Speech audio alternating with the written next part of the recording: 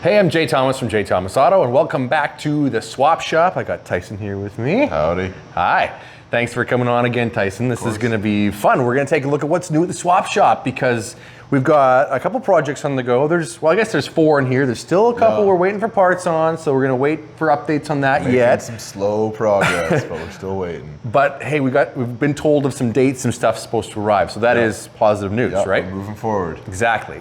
If by the way you're watching, you're thinking, yeah, I'm working on my project too in my garage, but I'm stumped at this point, or there's just something that you're not willing to tackle yourself, you can always get a hold of the Swap Shop, and we'll tackle anything, won't you? Yeah, we'll pretty well tackle anything. Well, wait till you see what we got to show you, because Tyson's tackled everything in these next couple of projects. Okay, Tyson, so progress update on a couple things here at the Swap Shop. We're going to start with the 53 over here. And last time I think we were here, there was one fender on it. Now there's no fenders on it. No fenders on it. They were always just kind of tacked on barely, but so yeah, we actually got it running this morning. Awesome. It runs, which is great.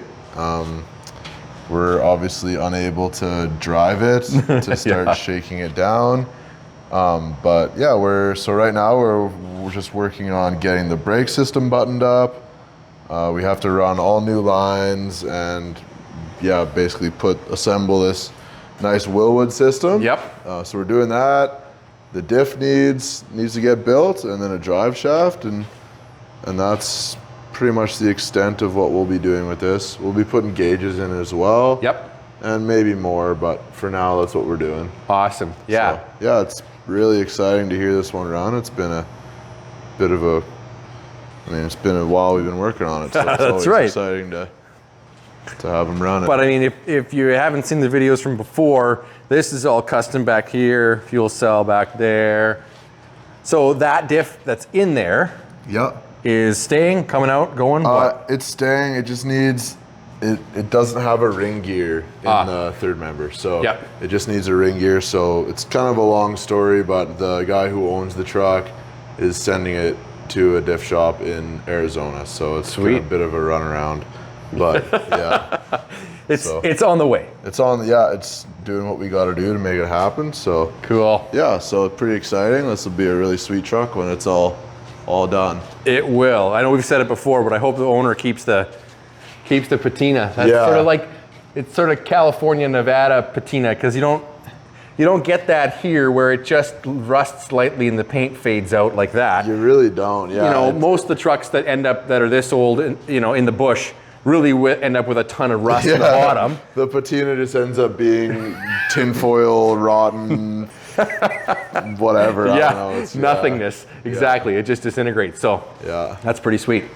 Rad's in here. So, awesome. Yeah, we're really excited on this thing, and it's been a lot of fun. It's gonna be great. All right, we gotta get over here because I love this thing, and you'll notice this time there are some fenders on it and a bumper. Yeah, they're just kind of loosely hanging on there. But you made it fit. You made this thing fit. Yeah. So the motor is mounted in. I guess excuse the wiring harness that's just hanging in there. But the motor is mounted. The tranny's mounted. I had to build all basically custom mounts for those. Wow. And then got the blower. Yeah, so that's... Blower's on. And managed to fit it. So we had to cut the rad support out. And I built this like removable tubular rad support because the only way to get this motor out is by pulling it basically straight forward. Yep. It doesn't fit to come up and out. It's a whole long spiel of why it doesn't fit, but it's just really tight. So I built a removable rad support. And then down here, intercooler. Yeah, so there's our intercooler. Basically built a little support here that it just mounts to. And we got the plumbing built.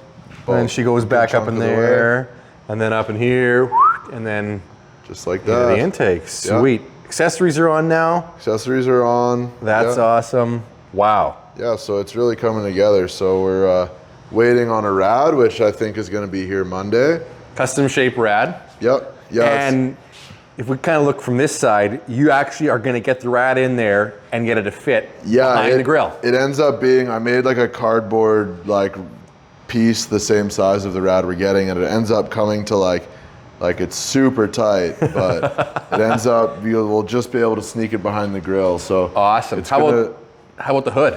And the hood fits pretty much. The stock hood fits without the throttle body on. It fits like just barely, but it hits this vacuum line. Right. So what we're gonna try and do is get an intake that's more low profile. Yep. Or cut this off and tap something or whatever. Yeah. Like we'll figure something You're gonna custom, out. and then the last step you got to figure out, I guess we were talking about before, is exhaust, right? Yeah, that's kind of where it starts to get quite hairy. That's gonna be, it's gonna be tricky, but I guess like we were saying before, you really, on a project like this, you really just have to take it one step at a time and not stress too much about how everything is. So. Well, and put it this way, you've custom built just about everything else around this thing. Yeah. So, I mean, work is work, but you'll just custom build the exhaust, right? Yeah, exactly. I think a lot of it has to come down to, I like to say, having enough screws loose to just sort of have a never say die attitude and just do it. So I don't know if that's stupidity or what it is, but we'll call it bravery. Yeah, it's something. How about that? But yeah, I really like to just kind of view stuff that way. That I think ingenuity. You could rename it several things, right? There you go. Yeah. Awesome. Yeah. So we're really excited on this. And then the rest of it's going to go back together. And and we're gonna. So we're putting an 8.8 inch diff in it, and we're gonna end up doing like Willwood brakes, and we'll have to build a fuel system yet, and then we're QA1 suspension. So it's going to be quite the street machine. And then are you guys tackling any, I mean, not that it's in terrible shape, but is it getting any body work done too to this thing? We're not sure yet. Yep. He had talked about wanting to paint it, but considering the car is in quite nice shape as it is, I've sort of been trying to figure out a way around that because it seems to be original paint and it's actually quite nice. Yeah, so it is. It would end up being almost double the work to repaint the whole thing, which we can do, and we're happy to do it, but sometimes you gotta. Well, and the original is pretty cool, you know. I mean, yeah, it is. Polish that thing up, and it might just come right around. Yeah. It's honestly quite a nice car for how old it is, and considering it's a Saskatchewan car, it's quite nice. Well, some pretty sweet stuff here in the shop, Tyson. I mean, man, I cannot believe how you got that 5 liter into that Pinto. Yeah, me either. That's the coolest part about what you guys do here, you know, the swap shop. You're putting something that doesn't belong, but you're making it belong, and that's an incredible job, so that's really cool. Yeah, it's a lot of fun, man. No doubt, no doubt. Hey, if you're looking for a rust-free vehicle to come out of the States, don't forget that Russ is always doing trips back and forth from the southern, kind of western part of the States. Yeah, Phoenix, Nevada, California, whatever. Yep, that sort of thing. So if you got your eye on something and you want to find a way to get it back, you can always get a hold of Russ and he'll take care of all the details of bringing it over the border. Yep. Some hard to find stuff here that's easier to find down there. Yep, it's a great way to start a project. If you're looking for something, it's way better to buy something rust-free instead of piecing together a piece of shit, so. Thanks for watching, and of course we'll catch you next time on the Swap Shop Update.